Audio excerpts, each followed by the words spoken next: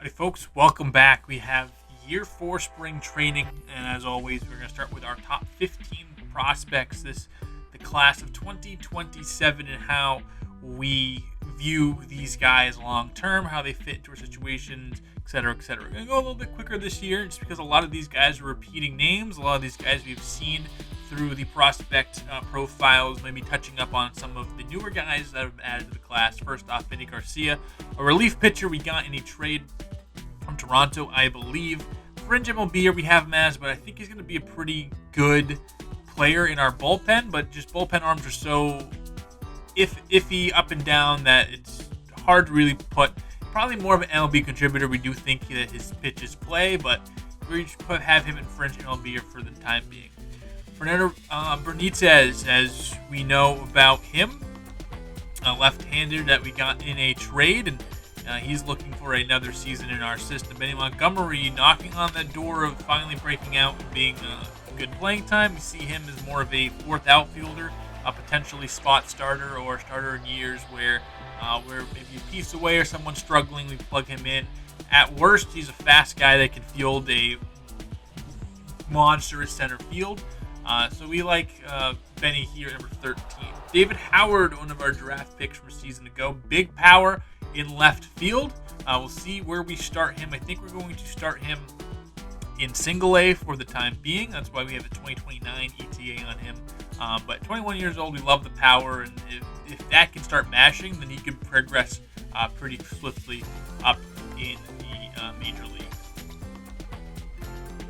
Tyrone Gehringer, we loved what we saw from him in his first season of pro ball, and he did fantastic. One of the best contact bats in all of AA, and that could also fast track him. We need more contact. I feel like we have a lot of bats that are okay, but no one that really specifies in something. You have Young and his power, but other than that, I think having a high contact skill is something that this lineup could use, and he's brought it. Max Wagner, we talked about him, bolted himself up to a relevant name in this list after last year's showing in AA. He's awesome, kind of a guy we got in a trade that could have panned out, could have not panned out, and he's panning out so far. So we're hoping for another year of high production in the minor leagues for the 24-year-old. Could make his debut this year. Ralphie Velasquez, the catcher, had a down year last year, but looking for a bounce back for him. Andrew Montanez, one of the first new names on the list. Righty from the draft, 2029 is his ETA.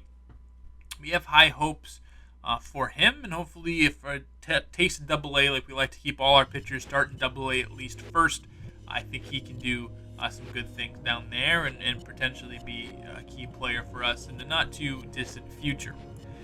Alexis Marine, a left-hander, he did well in AA as well, but still a couple years away, I think. I think this is a guy that we really want to ease along, and we have a lot of guys, especially left-handed pitchers as well, that are already up here, that are already doing damage, that are higher on this list, so we can afford to keep Marine kind of close to the chest and not overexert him too much, unless he earns that. Henry Manuel, a guy that we got, an 18-year-old, and has kind of the same tracking that Marin and Montanez have. So he could be pushing up a very talented guy at just 18. We're going to be monitoring him a good amount. Here are some guys that have broke into camp with us. Alex Hardesty, Marco Garcia, and J.J. Rose, the next three on our list, all starting pitchers. Again, 8 through 1 are all starting pitchers. So, as you know, we love going pitcher heavy in this draft. We have 2 other pitchers in there as well. Hardesty, while a lot of people really think that he can be a star in this league, I think the stamina issues are going to keep him from that. I think he can top out a 5, maybe 4 starter, if not a very effective bullpen piece. But that's not a star caliber. I still love the talent, and I still think that he's someone great. I'm just a little bit lower on him than everybody else, but that does not mean I think he's a bad player by any means. I think he's awesome, and why he lands number 5 on our list, he could be up this year. Marco Garcia, our number 1 pick, I think drafted number 7 in the draft this past season. Lefty, he's going to start the season in camp. I think the first rookie to do so. I don't think even Bud Leonard started spring training with us last year. I could be wrong on that. But Garcia is going to strike guys out. He's going to limit walks. He's going to do all the things that an ace pitcher could potentially do when he could potentially be pitching in the major leagues, not even a year removed from college. J.J. Rowe, our high strikeout potential guy. I love what we see from him. It's been a little more volatile with those high strikeout guys. You tend to see a little bit more hard contact. You tend to see a little bit more shakiness, a little bit more inconsistencies, and we've seen a little bit of that. But if he's able to dial it in, I don't think there's a pitcher on the list or a player on this list that could have a higher impact than J.J. Rose, our second ever pick in my tenure here. Rafael Parra absolutely shot up draft boards after he drafted him a couple seasons back, and he's done nothing but hold up his end of the bargain. He's someone that has one of the highest ceilings, probably the highest ceiling potentially out of everybody. That's why we see him at this number 2 spot. Extremely excited to see him. I think he's still one more year away, but he could be knocking on the door very, very, very soon. And Bud Leonard, who else would it have been? I think Bud is awesome. Our minor league pitcher of the year last year. He's probably going to start this season with us, and I have every intention on giving him a starting rotation spot. And that's going to round out our top 15 prospects of 2027. Who do you think's underrated? Who do you think's overrated? Let me know, and let's get into what we have in spring training now, shall we? Spring training started off tough as we dropped a decent amount of games here. But we are highlighting these position battles.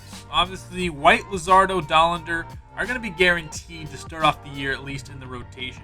That leaves Bubic, Leonard, Garcia, Rose, and Hardesty to fight that. I believe Leonard and Bubic really do have the upper hand in this scenario.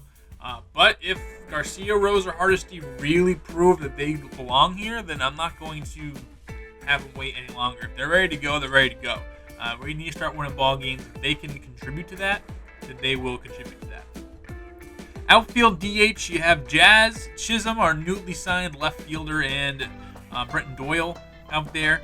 So Veen, Beck in right field versus right-handers. Can Veen or Beck have a great season, a great spring? Neither of them have really grabbed that job by the neck and kept it for themselves. It's been a little up, it's been a little down on both ends. So we love to see that. Obviously, throw on Cedon Rafael in there, Benny Montgomery got to throw in there, and some of our other guys that we have up here for depth.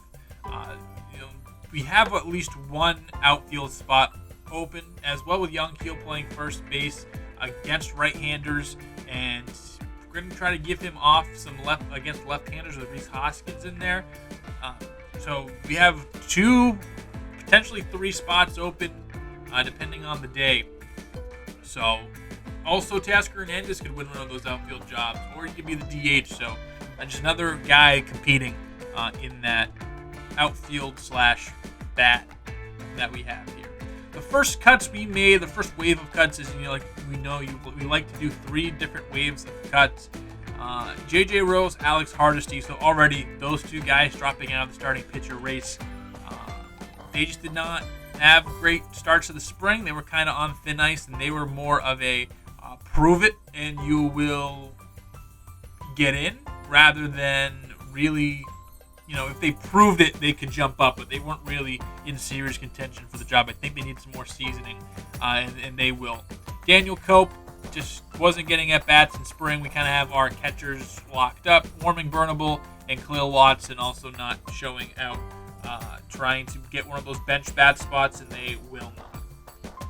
Our second wave of cuts, as we're going over them now, Marco Garcia is going to be sent down to AAA. Juan Guerrero, someone who I thought is a supreme utility guy, a super utility guy, but just wasn't going to make the team with Cedon Rafaela, Sterling Thompson, Max Wagner also fighting for spots. So kind of uphill battle for him too, but again, I can see him being on this team in the not too distant future. So definitely don't count him out in our future plans at some point, just because of the versatility he brings. Hits against lefties pretty decent. So Juan Guerrero, another guy that we have that isn't going to make spring training, but definitely could still make our future plans in future iterations of the Colorado Rockies. before we go over the final cuts, here are some stats recaps and some just overall things I saw. So Don Rafaela hit very well. So another guy that's kind of knocking on the door, potentially for one of those corner outfield spots. Also can play shortstop, but obviously won't be taken Tovar's spot. But he played well. Sterling Thompson played his way onto a bench spot, but as we're going to look at the final cuts, it wasn't quite that simple. So he played exceptionally well. I would have loved to have him start the year on the team, but we'll bring have our reasoning for why he didn't in a little bit. Zach Veen will make the team. He will be our starting right fielder. Other outfield options just did not play good at all.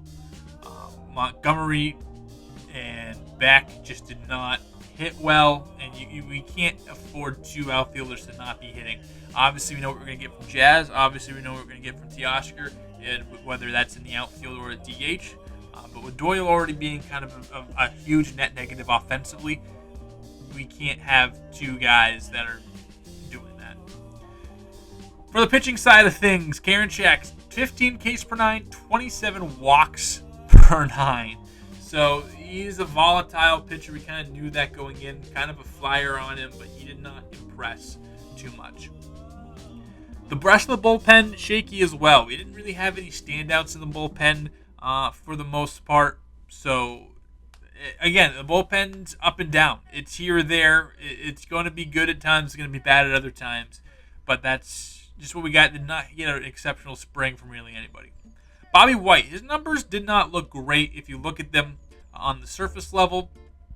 6.90 ERA didn't really look fantastic, but his FIP was a lot better than the number suggested. So that's one thing to kind of make sure that that number tells, I think, more of the story than the ERA. So we're not too terribly concerned, especially after the tough end of his season where he's given up a lot of home runs and all the such.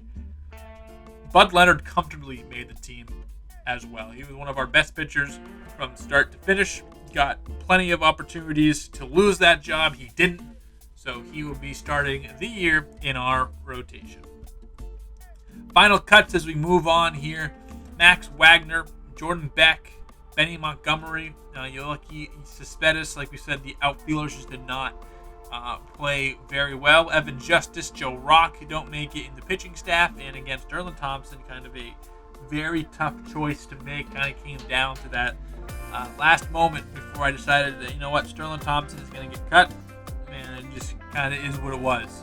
With, guys on that ran out of options, or guys that either played better, or guys that had more position flexibility, whatever it was. Sterling just did not make the cut, but he's going to give the first opportunity to rejoin the team when we get there. Position battles 1. So again, it's going to be Veen in right field. Teoscar is going to pick up most of the DHing. Obviously, Jazz in left field with Doyle out in center field. Around the infield, Nolan Jones, Amador at second, Tovar at shortstop, and at first base is going to be a young Keel against righties, and Hoskins against lefties, and then Drew Romo catching. That was pretty solid overall, and that is going to do it. I mean, I think this team just feels different, man. It feels different, man. As you know, we have a much different team, a much better team. I think we have a lot of different additions, and we have a star now. We have a superstar to add Nolan Jones and Ezekiel Tovar in Jazz Chisholm. So I'm excited. Hope you're excited. See you next time here with the Colorado Rockies. April swiftly approaching.